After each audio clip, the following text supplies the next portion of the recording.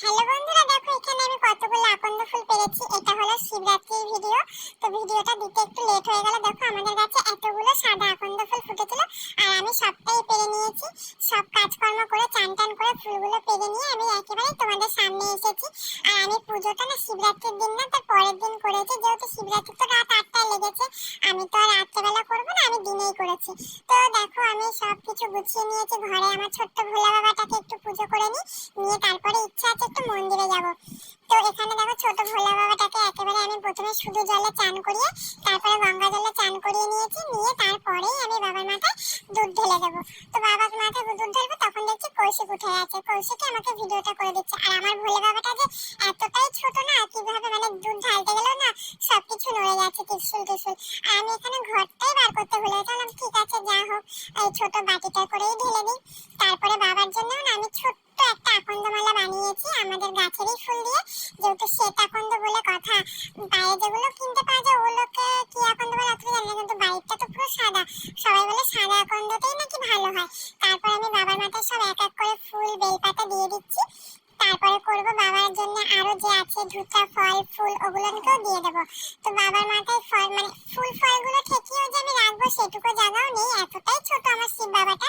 তো লাস্টে সব মানে ছুঁয়ে ছুঁয়ে মাথায় আবার বাটির মধ্যে রাখছে। এবার কাঁটাটাকে রাখতে যাবো, সেটাও যাচ্ছে পড়ে। মানে আমি মাথায় রেখে দেবো না, যেহেতু বাবার খোঁচা লেগে যাবে। তো দেখো পড়ে যাচ্ছে, রাখারও এত অসুবিধা হচ্ছে। তারপরে আবার কি চিন্তা করলাম না, একটা থালা নিচে পেতে তার উপরে বাবার ফলগুলোকে ছুঁয়ে ছুঁয়ে রাখবো। তার আগে বাবার সব থেকে প্রিয় ফল যেটা বেল, সেটাকে বাবার মাথায় একটু ছুঁয়ে নিচ্ছি। নিয়ে বাবার মাথায় সব এক এক করে ফলগুলোকে ছুঁয়ে নেবো। নিয়ে বাবাকে এগুলোকে আবার থালায় করে রেখে দেবো। এগুলো আজকে আর ধরবো না, একটাও কিছু, যা ধরবো পরের দিন। আর সত্যি এখানে বাবাকে পুজো দিতে দিতে মন থেকে যেন কষ্ট একটা বেরিয়ে এসেছিল। আমার চোখ থেকে জল যেন অনবরতই বেরিয়ে যাচ্ছিল। কৌশিককে নিয়েও অনেকটাই সমস্যায় রয়েছে এখন, বারবার আমাকে ডাক্তারের কাছে যেতে। এই কারণে একটু সমস্যায় আছি, ওকে নিয়ে খুব চিন্তিত আছি। যেহেতু ডাক্তারের কাছে যেতে হচ্ছে, তারপরে আমি পুরো পুজো কমপ্লিট করে নিয়েছি। কমপ্লিট করে নেওয়ার পরে কৌশিক আর আমি আবার রেডি হয়ে গেছি। কৌশিকও উঠে একবারে ব্রাশ ট্রাশ করে চান করে নেওয়ার পর ওকে রেডি করিয়ে আমি রেডি হয়ে গেছি। এবারে বাপের বাড়ি চলে গেছি, গিয়ে একেবারেই তোমাদের সাথে মন্দিরে দেখা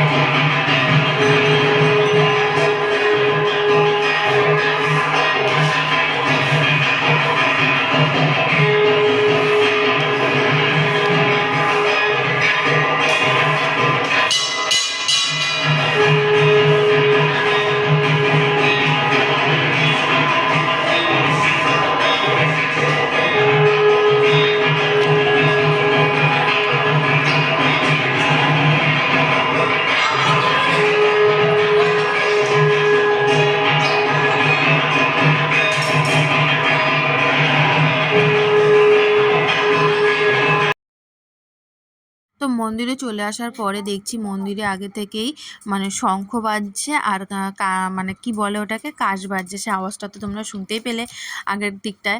আর এখানে দেখো বাবার মাথায় দুধ ঢালার পরে আমরা বাবাকে আকন্দের মালা, আর আমি গাছ থেকে যে আকন্দ ফুলগুলো ছিঁড়ে এনেছিলাম সেগুলোও বাবাকে দিয়ে দিয়েছি। তারপরে বাবার যা যা থাকে পৈতে সিদ্ধি, তারপরে আরও যা যা জিনিস আছে বেলপাতা ধুটা ফল ফুল, এখানেও বাবার জন্য কিন্তু সব কিছু আনা হয়েছে। সব কিছু বাবাকে একের পর এক দিয়ে দিচ্ছি। আর তারপরেই আবার বাবাকে মিষ্টি খাইয়ে দেবো, সব ফল দিয়ে দেবো, সব বাবার মাথায় মুখে ঠেকিয়ে ঠেকিয়ে নিচে রাখা হয়ে যাচ্ছে। এখানে ফলগুলো তো আর বেশিক্ষণ রাখবে না, আবার যে পুরোহিতরা যারা লোকজন রয়েছে তারা আবার সব ফলগুলোকে না নিচে নামিয়ে নেয়। এই জন্য সব কিছু বাবার মাথার মুখে ঠেকিয়ে ঠেকিয়ে রাখছি। আবার ওরা কিছুক্ষণের মধ্যেই দেখছি পরেক্ষণও সরিয়ে দেয়। তো এই করে করে আমাদের পুরো পুজো কমপ্লিট হয়ে গেছে। এবারে কৌশিক আর আমি একটু দেখো তোমাদের সামনে চলে এসেছি। আর আজকের ভিডিওটা এখানেই শেষ করছি। ভালো লাগলে কিন্তু অবশ্যই একটা লাইক কমেন্ট অ্যান্ড শেয়ার করো। টাটা।